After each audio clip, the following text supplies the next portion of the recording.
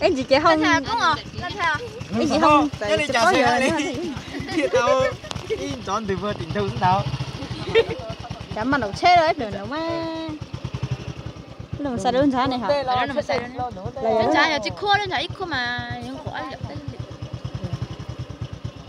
Ta luôn rồi một dây đôi sú. Dạ Sao luôn ở đây đơn giản đấy. Dạ sẽ ta lên học vì chồng á.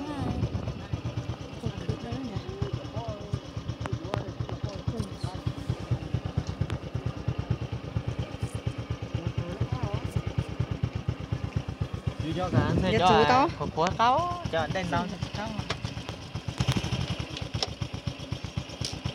Nếu là chú đó. Nó chỉ lấy của bố nó ăn nó. Khóc bỏ cái gì? Nó bỏ tao thùng hộp của nó nào. Nè khóc ở là của một hộ. Tao tôi mua để lúc đấy nó.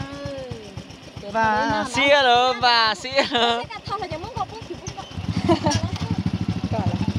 Trong thời gian long lẻ ra luôn. Nó sống rất là xa đấy.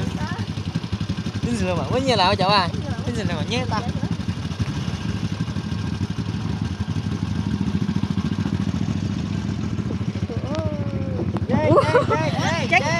Các bạn đó.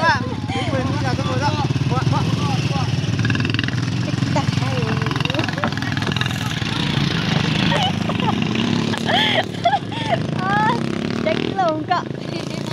Không mà không nhân thì gì sao thế chứ không thể chỉ cá siêu. Tờ. Không cá chế không chỉ lành sao không á. Không cá chế lành không á. Ây ơ.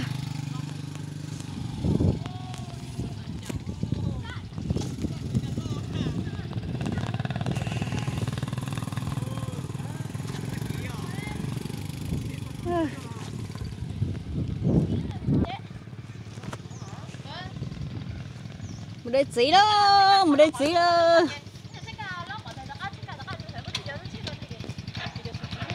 Tí nữa là. Em lục chết nó lục vừa dầu à? Hả? Chết lục vừa dầu nó thôi à? Nó nhìn dù ra chứ ơi, cá tính này. Anh đi tới lục kỹ mà. Nó kỹ tên cá tính thế này nhìn nó dù ra. Thôi nhà chị lục kỹ nữa. Sang hình như nó sao cho tao đấy. Còn là xe. Thôi nó Thôi là xe à? Mua cho tiếp vật. Thì tao tay cái thì tao chắc là tao phụ dây với trái giáo chả tao khai chứ.